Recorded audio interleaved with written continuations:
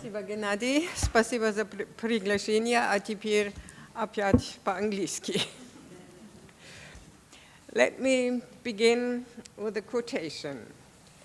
Levitan is a brilliant representative of the Jewish people, which has given the world many significant individuals.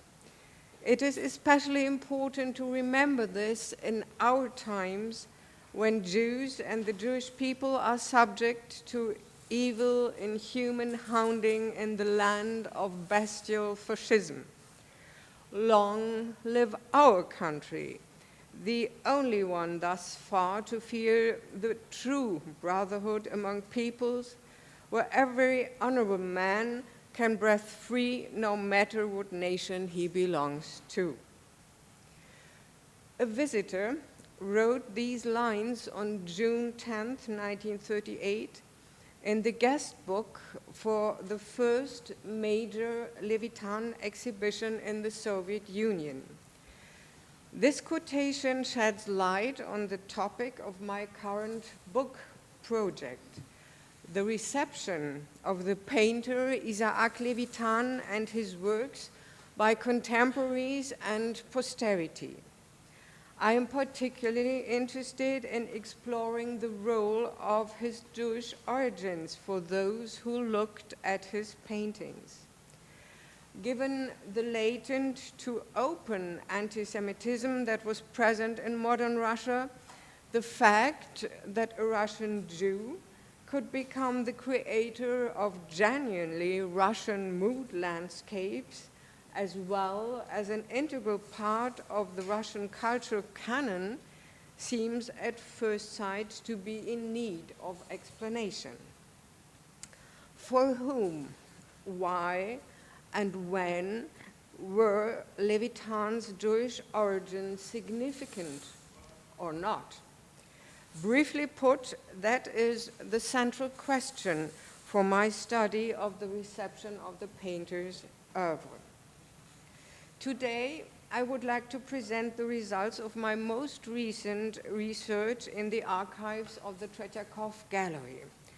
At the end of 2013, I had the good fortune to examine the extensive collection of documents and also the guest book of the major Levitan exhibition held in the spring and summer of 1938. Naturally, I'm well aware that Levitan, who died in 1900, was not a Soviet Jew.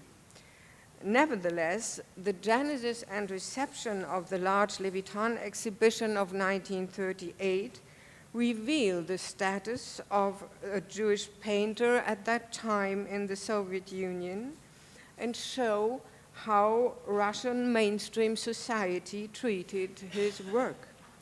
My focus is more on the attitude of non-Jews to the Jewishness of a famous artist.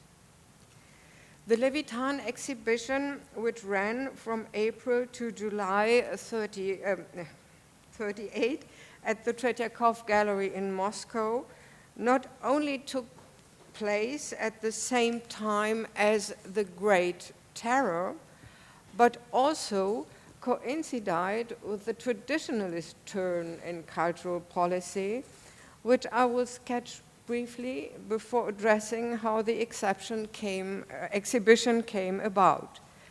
In the final part of my talk, I will present a few entries from the exhibition's guest book, which has proven quite a fascinating source for my project. The exhibitions held at the Tretyakov Gallery from 1928 on mirror the development of cultural policy in the Soviet Union under Stalin. First, there was a strong politicization, with exhibitions between 1929 and 1932, including the Red Army in Soviet art, the poster in the service of the 5-year plan, an anti-alcohol exhibition, and one on the kolkhozes. Starting in 1934, that is, at the same time as the implementation of socialist realism as a central category in art, 19th century painting was revived and contemporary themes disappeared almost completely, at least at the Tretjakov Gallery. What ensued was a blending of traditional elements of Russian national culture with communist ideas and behaviors. That this process was deliberately guided from above is evident from the 1935 founding of the Pan-Soviet Committee for Art Matters in the Council of People's Commissars, which also played a not insignificant role in the 1938 Levitan exhibition. The first major Soviet Levitan retrospective, which opened at the Tretjakov Gallery on April 26, 1938, showed 349 paintings and 32 drawings by the artist. There had only been one large retrospective previously held in 1901, 1 year after Levitan's death, which showed around 200 works. It is astonishing from today's perspective how quickly the first Levitan exhibition in Soviet Union was mounted. According to the report by the curator Kovalenskaya, the work began on January 26, and the exhibition opened just 3 months later. In late January 1938, the Tretjakov Gallery did not even know which Soviet museums and private collections owned works by Levitan. This is revealed by the many letters that the director of the gallery and the Pan-Soviet Committee for Art Matters wrote to 145 museums and 46 private collectors at the end of January.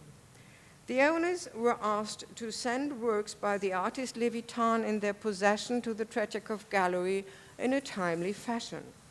At the same time, the return of these works was promised, as well as their restoration at the Tretjakov Gallery's expense. An additional letter from the central administration called upon the director of the Russian Museum in Leningrad to gather up the Levitan paintings in private collections in the city. As far as I was able to tell, most private collectors with Levitan paintings actually lived in Leningrad.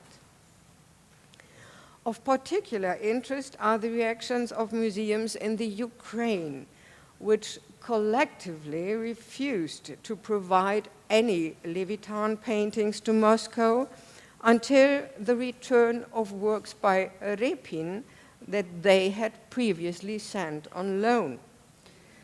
Only after intervention by the Pan-Soviet Committee for Art Matters were Levitan's works delivered to Moscow. The cause of this conflict suggests that the directors of the provincial museums had consulted with each other. Especially striking is the refusal of all Ukrainian museums except Kiev, but Tashkent and Minsk also proved obstructive. One might regard this as a lesson on relations between center and periphery, but in the heyday of Stalinism, it is also evidence of the independent-mindedness of actors in the art and museum field. The acquisition of pictures in private collections also posed difficulties, since the Russian Museum was clearly hesitant to follow instructions from Moscow. A leading staff member of the Tretjakov Gallery traveled to Leningrad and subsequently noted that she had negotiated with 26 private collectors. Ultimately, 28 works were sent to Moscow, but the gallery was unable to obtain 49 paintings, 36 of them from one single collection. In Moscow, too, the owners of Levitan paintings were obstructive. Thus, the former Bolshoi prima ballerina Yekaterina Gelser refused to lend the gallery her apparently quite numerous Levitan paintings, with the excuse that she could not throw her home into an upheaval just before the festivities for the anniversary of her stage debut.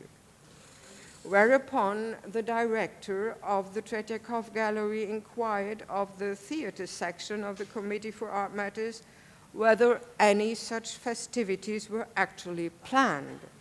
The answer was no. The Tretyakov Gallery archives also contain an instructive newspaper appeal by the gallery asking persons and institutions to make any Levitan paintings in their collections available. It goes on, quote, persons who know the location of Levitan paintings are requested to inform the Tretyakov Gallery of the address. This advertisement was published on February 8th. Just a few days later, the director of the Tretyakov Gallery answered Kamrat Kudryavtseva, a student at the Historical Archival Institute, who had informed them of seeing a number of paintings by Levitan in private apartments. The director asked the student to provide the names, addresses, and telephone numbers of the owners. This is the only evidence that the gallery's appeal had any success, since no further responses to the advertisement have survived. But the archival holdings of the Tretyakov Gallery seem to be incomplete, and it seems likely that other denunciatory letters arrived. There is also no documentation of what happened subsequently to the pictures from private collections, where they actually returned as promised, or did the gallery keep them? The documents provide no answers at any rate. It is remarkable, at least, that so many paintings by a great master of the late 19th century were still in private collections in 1938. In the exhibition, the paintings from private collections were marked accordingly, which promptly aroused the displeasure of at least one exhibition goer.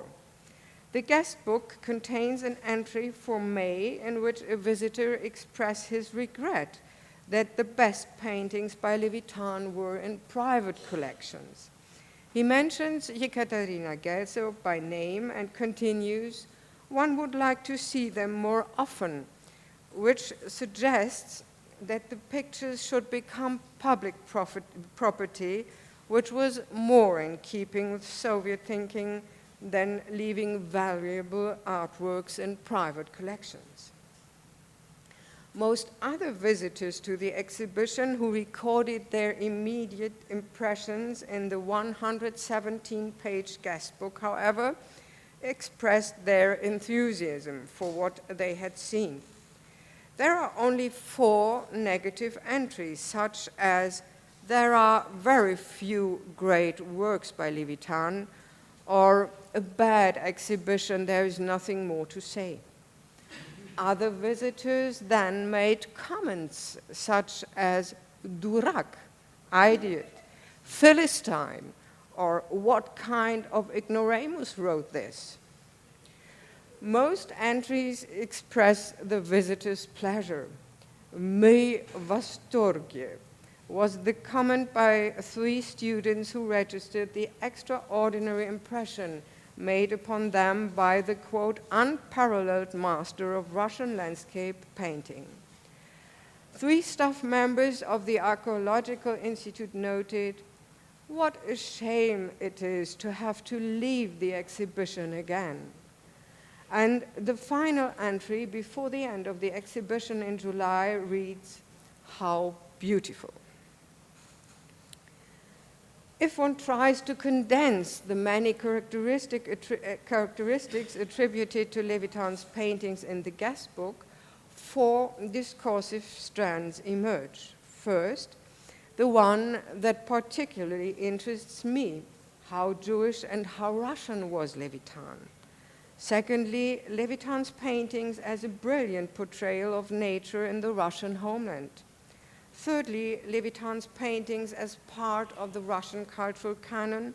And fourthly, the Sovietization of the painter.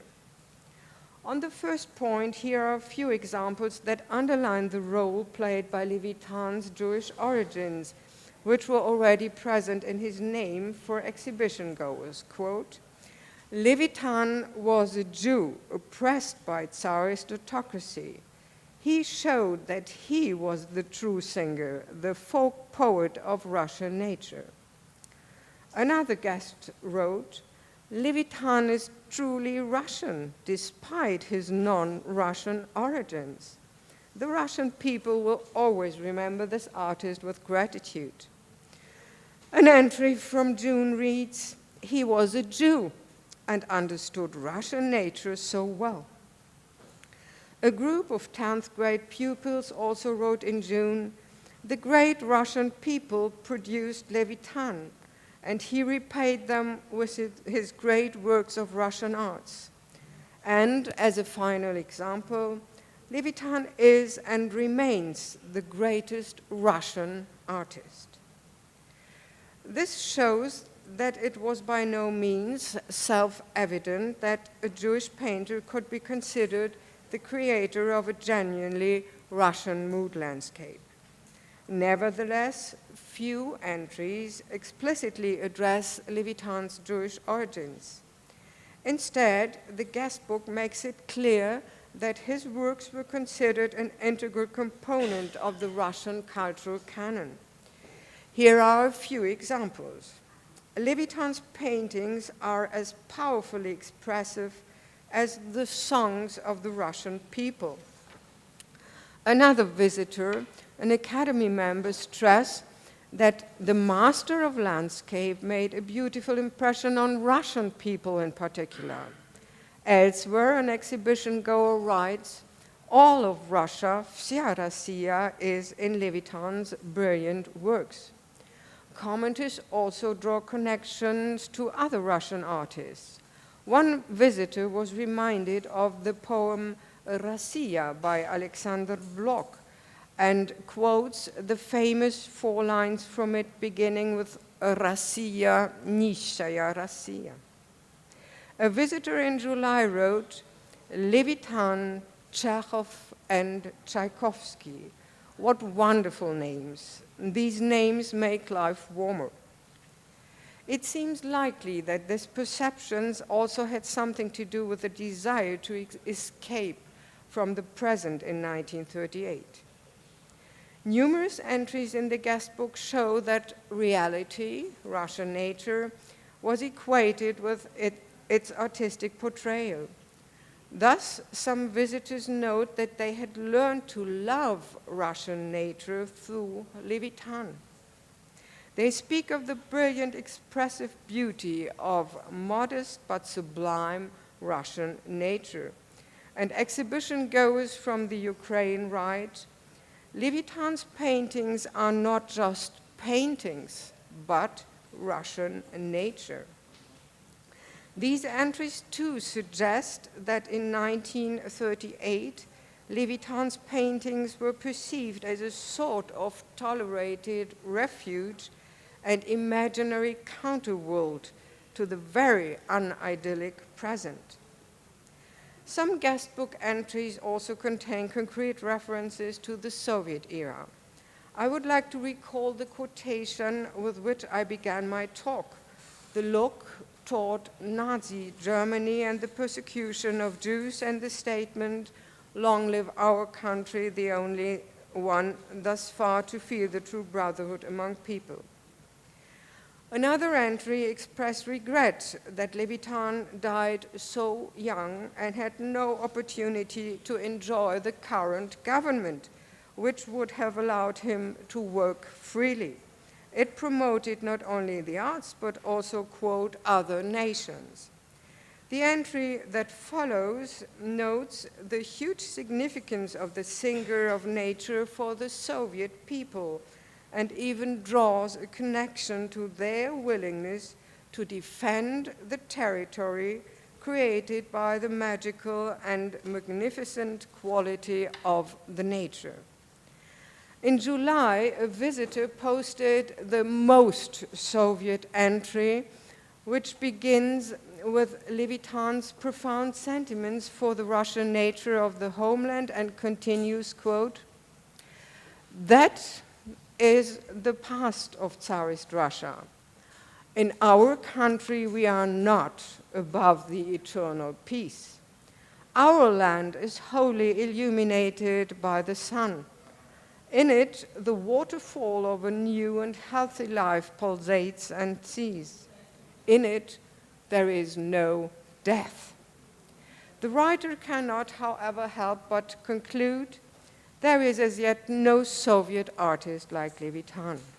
And this quotation brings me to the end of my lecture. As I mentioned in the beginning, I came upon an extremely interesting source in the exhibition guest book. No one was forced to record their impressions there, except perhaps school groups or other collectives. The entries were not censored, and there were no specific addressees. Thus, we can assume that the people who recorded their ideas and impressions here after visiting the exhibition in 1938 did so spontaneously. These are mainly individual voices which, as I hope I have convincingly shown, followed certain discursive strands. On the one hand, the entries show lines of continuity in the reception of Levitan with contemporary perceptions in the late 19th century. At the same time, however, the present realities of 1938 repeatedly shine through. Thank you for your attention. Thank you. Okay. Floor's open.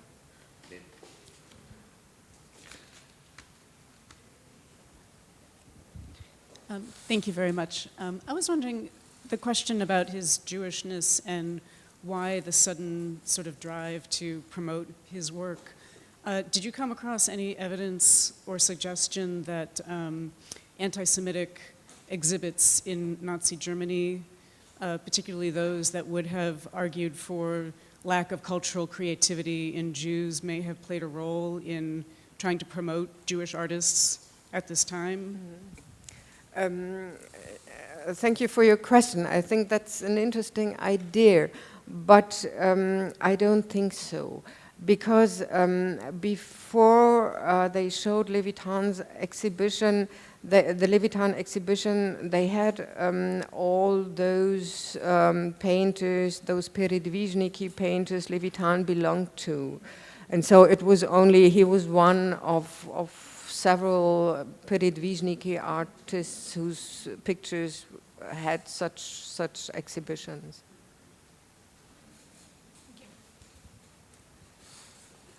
Yeah, thank you very much. Perhaps I missed it, but I was wondering if you have information about how the exhibit was curated, like in the text that appears, whether his Jewishness, sometimes they have those introductions, like his identity is discussed, or whether or whether it simply goes unstated. Just I guess even more broadly, kind of the way the exhibit is presented to the public as an example of a Russian painter of nature or a Russian Jewish painter, and so on and so forth. Yes.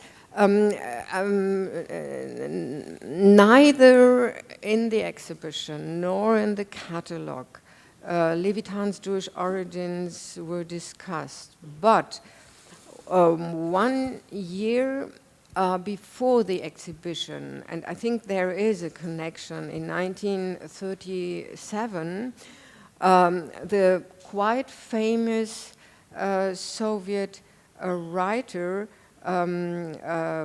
Konstantin Postovsky published a biographical novel, Levitan, which contains a short biography of the painter. And there, in this novel, Levitan's Jewish origins play quite a big role. And this novel was published in one of the important, I don't remember the name, in one of the important Soviet youth journals. So I think a lot of people, especially young people, read this Postovsky novel, and this novel is an interesting example with explicitly dealing with Levitan's Jewish origins. More questions? Thank you so much.